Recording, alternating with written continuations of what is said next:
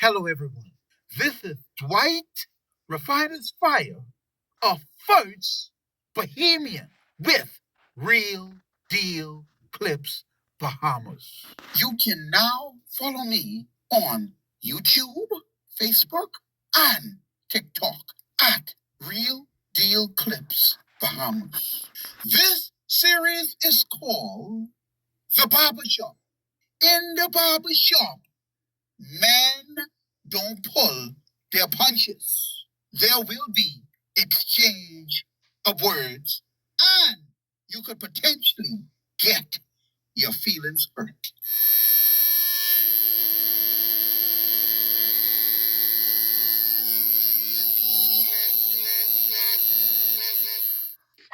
The Bahamas wanted to retain a lot of what the British had had in the Constitution. And they wanted to keep certain provisions in place because the transition wasn't complete yet because, like if you have a child, you just don't send them out into the wild. Right. You monitor them until they grow up, until they reach a point where you could say, okay, they're ready to take the reins for themselves and they could make decisions for themselves. Right. Well, the British treated the Bahamas like that. Right. So a lot of the laws that were part of the British order, you would find it's still a part of the Constitution today. Right. Even as it pertains to land, acquisition of land and all of that. Those provisions in the Constitution predate independence. Most of the laws we have on the books right now predate independence. So when blackmail talks about the Nationality Act is not a law, right? There are a lot of things in the Bahamas that is not a law, but they grandfathered a lot of the stuff in. Right. Uh-huh. And so the government is treating the Nationality Act as the same. They grandfathered that in. But here is where the loophole is. There's no such thing as, well, there could be an argument about a British subject. Right. Because technically, these people have to become British subjects before they could become nationals of the Bahamas. Right. Citizens of the Bahamas. Right. That's like a conduit. And how it's written in law, it never changes. Right. So that Nationality Act was designed to make people in the boundaries of the Bahamas at the time British subjects. Right. And then from British subjects, then you're able now to so-called become Bahamian citizens. It was a transition. And that's why you would see that once the Haitians or whoever comes into the country goes through the procedure that the Nationality Act prescribed, right? The first thing they want to do is get a passport. Your passport. Passport. What happens when you get a passport now? That's a document to say that you're a citizen. That's the real story that nobody likes to talk about. Haitians were at the foundation, the creation of the Bahamas, and they are at the foundation of the identity of Bahamians. They were invited to become first Bahamians, like anybody who was in the jurisdiction of the Bahamas, on the boundaries of what they call the British colonies at the time. So we can't correct these things unless we decide to take a comprehensive look at the Constitution. You can't go into the Constitution and start plugging holes. And that's why the amendments that the government make to various aspects of the Constitution, I mean, the government has certain laws that they can amend, but it always can be constitutionally challenged. Right. Because the requirement is that you need a third vote to change any measures in the Constitution.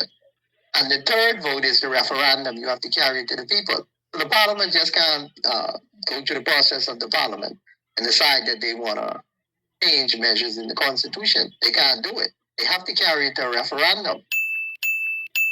And not to go off course, but while we're having this conversation, I mean, let me add some context to it. So when I heard the DNA talking about island states government, municipalities, and then the COI did a redux of the DNA's platform. but they just changed the name, Island State Solutions. Right. It's the same thing as municipal governments. Right. It's more applicable if you say island because we are an archipelago right. of islands. Right. Now, here is the thing. Why I believe that Bahamians will never ever go for island state solutions. Right. The very same thing that you need to use to bring that law into effect is the very same law you would be trying to abolish. I mean, make it make sense. So, you need the referendum to move to island state governments.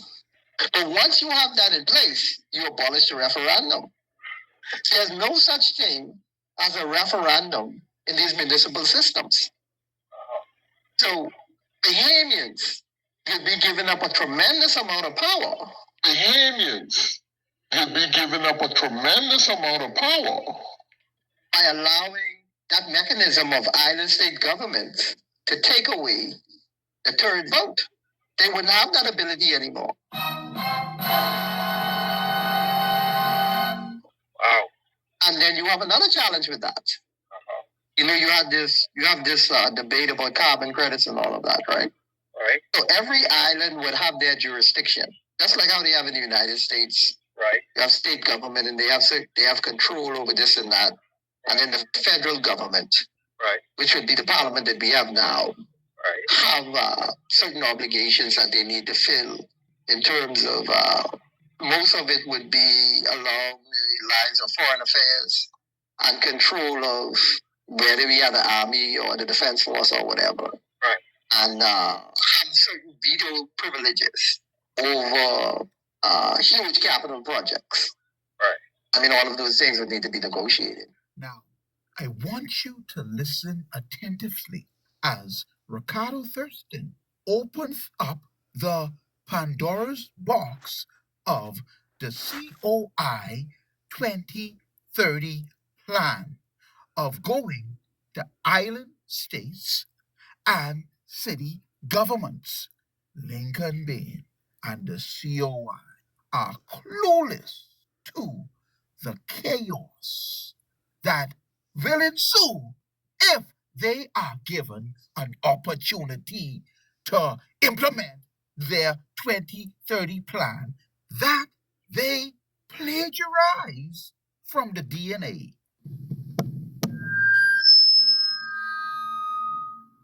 A lot of Bahamians might know this. Most of the carbon sinks that you have in the Bahamas, right, that's associated with that $156 billion valuation of the carbon credits. Right. Most of that, those carbon sinks, are in Andros and Abaco. Right? So imagine Abaco and Andros being a municipal government. Right? Right. The parliament, which will be the federal government, will have to negotiate with Andros to exploit those carbon credits. Right. And they would have to negotiate with Abaco. And then you would have citizens of all these islands. Like Bahamians would need to decide whether they want to be, well, I mean, you'll always be a citizen of the Bahamas, but you'll have to be registered, right, as an Eleutherian or an Androsian. And, you know, you get certain privileges in that island if you're registered in that island. So the citizens of that island could come together and decide that they should get more from the exploitation of the carbon credits than the rest of the Bahamas. So how would you make that work in a sovereign wealth fund? It would be an impossible nightmare that you've created. I mean, people have been talking about constitutional reform for about 30 years. I've heard that. We cannot address the issues we have in this country by plugging holes in the Constitution.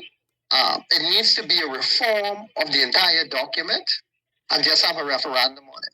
To cherry pick certain aspects of the Constitution will cause a tremendous amount of problems. Because when you think you're fixing one problem, you create another problems. Yeah.